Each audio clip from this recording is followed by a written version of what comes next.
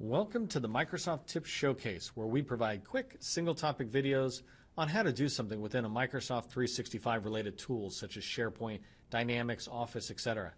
Microsoft 365 provides you access to a calendar application to manage all your appointments and meetings. Occasionally, meeting attendees are in different geographical locations and require a method to attend virtually.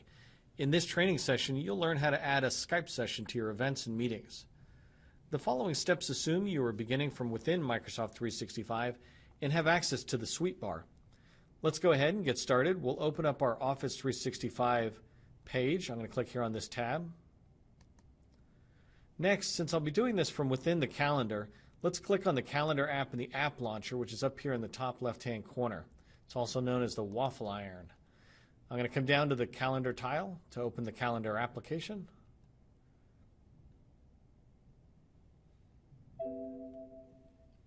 Go ahead and turn that notification off. Next thing we'll do is we're going to click on the plus sign right up here, the top menu. And when you click on the plus sign, it allows us to create an event. So let's go ahead and add a Skype meeting here. So let's call this one meeting with client. And location we'll leave blank for a moment. It's going to be on the 16th.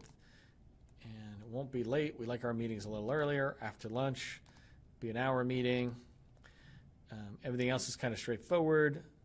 And the reminder, I always like to give myself at least a 2-hour notice for a client meeting, so I do any last-minute preparation. And down here, it's just meeting to discuss status of project. So we've already sat there and put in the information we want.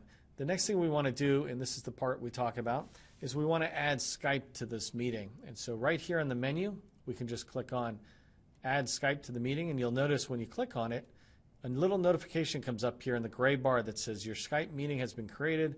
We'll add the joining details after the invitation is sent.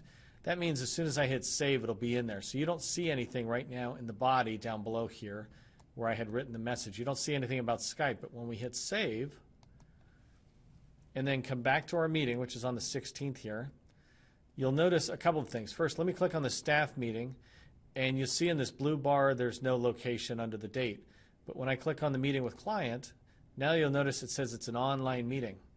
And if we go ahead and open this meeting, I'm double clicking on it, you'll notice now it says join online meeting, and that allows us to just click on that when it's time for the meeting to get rolling around. And now you've added Skype to your meeting, so virtual attendees can be able to join you or in your meeting. I'm going to go ahead and hit save.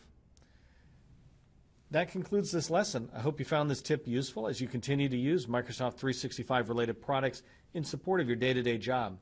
Please provide me with feedback in the comments, including suggestions for tips you'd like to see. If you found this tip helpful, please share it on one of the social media platforms or just give it a thumbs up. I'm Neil McDonald with SV MacPack. I thank you for joining me today and hope you'll join us again for other tips.